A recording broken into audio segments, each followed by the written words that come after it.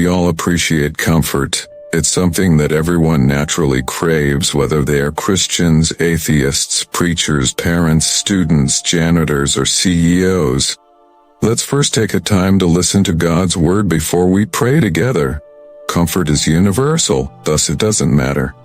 We prefer routines that don't push us too hard. We like feelings that don't hurt people. We like routines that don't push us. And we like paths that don't push us. We crave the safe, predictable, and comfortable locations.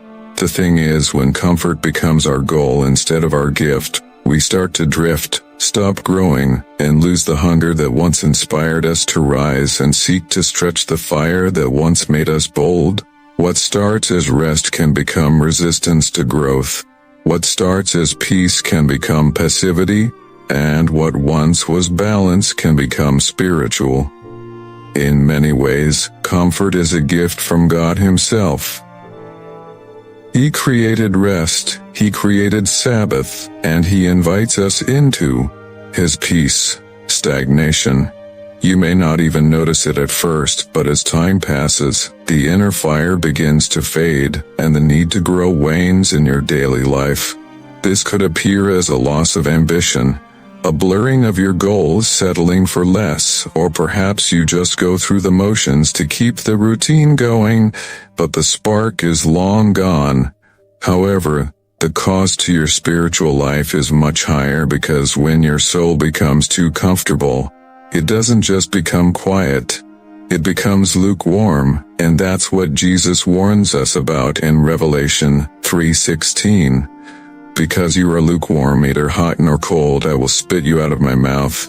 Those are harsh words, not because God doesn't love us, but because He knows how dangerous apathy is to the human heart. Lukewarm faith appears polite on the outside, but is hollow on the inside.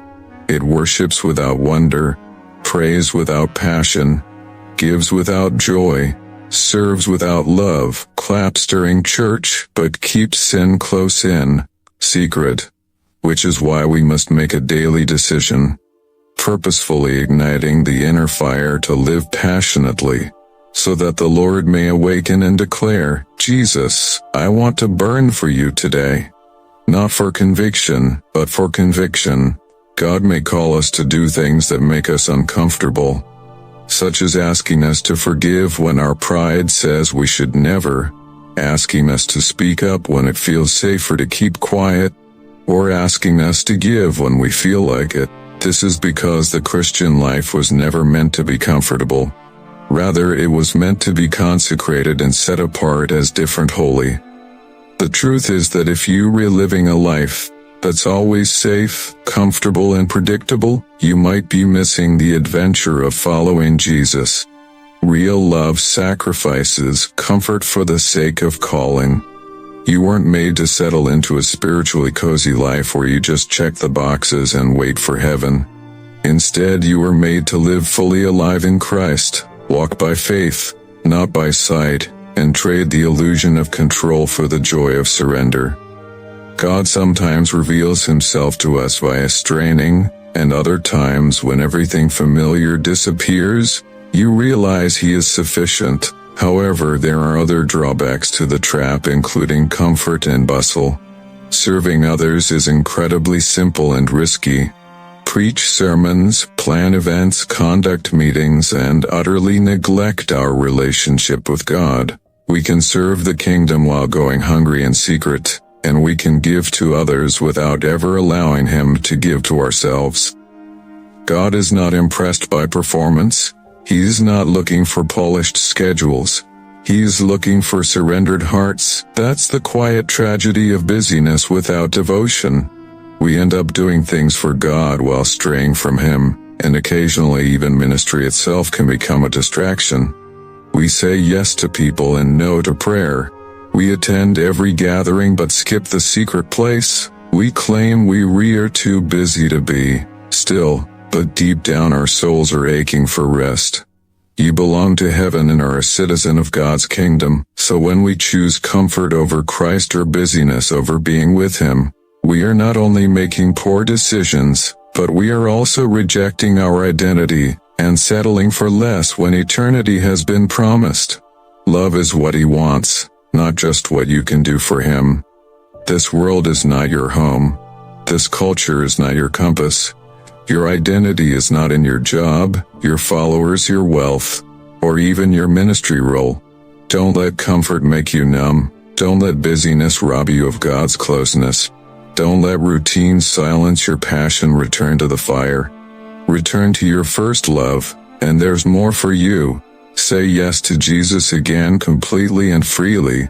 Soul, it may feel good for a moment, it may look impressive to others, but it will leave you empty, tired, and far from peace. I would rather be misunderstood by people than miss the embrace of my Savior. Now let's take a moment to pray together. Dear Lord Jesus, thank you for loving me too much to leave me in comfort. Thank you for calling me into a life of meaning, purpose, and eternal significance. You didn't create me to blend in with the world or to chase after fading. Fearlessly let him stretch you, stir you, and set your heart ablaze, because in the end, the only thing that matters is that we live completely abandoned to the one who gave it all for us. Cheers. I confess to you today that I know what you've asked of me, but occasionally I hesitate and cling to things even though I know you were asking me to let go of old patterns, old wounds, and old habits. You made me to walk with you, to walk in truth, faith, and love. You made me to shine with your light even when the world grows dark. Sometimes I choose safety over surrender, comfort over relying on the Holy Spirit, and other times I need other people's acceptance more than I crave connection.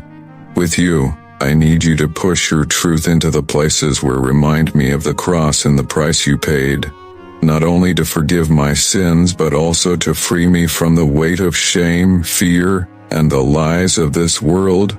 You gave everything so that I could walk in freedom. I don't want to live for comfort, Lord. I want to live for my calling. I want a soul that burns for your kingdom. Soften the parts of me that resist your leading. Don't let me grow cold, distracted, or distant. Give me a heart like David's, one that breaks when yours breaks, one that dances when yours rejoices, one that yearns for your presence more than any material reward, one that inspires me to rise with passion and purpose, teaches me to seek first your kingdom and your righteousness above all else, and lets all other desires fall beneath the weight of that pursuit. Give me the type of bravery that doesn't back down, even in the face of fire, like Shadrach, Meshach, and Abednego, who stood erect when everyone else bent, is 7 times hotter. The type of faith that tells me that even if he doesn't, I will still trust, I will still worship, and you will help me destroy every idol I've built, every false god of success, comfort, status, or security, and let nothing stand in the way of my complete devotion to you. And Lord, help me to give not just out of obligation, but out of joy. Help me to give because you first gave everything for me. Help me to lay down my dreams, ambitions, comfort, and even my plans if giving them means I get more of you. Please let me experience the joy of sacrifice. Teach me to offer my life, thoughts, energy, words, and body as a living sacrifice, not to win your love, but because I already have it. And let every choice I make whisper that you are valuable. Build my life on you, Lord, even if it means tearing down what I thought I needed. Show me that there is no loss when it's for your benefit, and that what the world refers to as gain is nothing in comparison to the treasure I find. Allow me to firmly believe in you, that losing for you is truly winning. Give me courage when I am tired, faith when I am scared, peace when I am unsure of the way forward, and the ability to walk like Abraham, who placed his most valuable possession on the altar, trusting the one who had called him. Let me say this, Lord, it's all yours, my future, my past, my relationships, my reputation, my heart, my everything. I don't want to give you just bits of myself. I give you everything, hidden and hidden. Lord, please allow my life to be an offering to you in the precious and powerful name of Jesus. If this prayer has touched your heart, please type Amen as a sign of faith. I pray that every blessing in this prayer is now upon you in the name of Jesus. I lay down every broken piece and every guarded corner because I trust you with it all. You are my shepherd when I feel lost, my Savior. When I feel unworthy, my peace when the storm won't stop. You are my everything. Jesus Christ, and please feel free to leave a comment if you require a specific prayer. We would be delighted to offer up a prayer for you. May the grace and peace of our Lord Jesus Christ always surround you.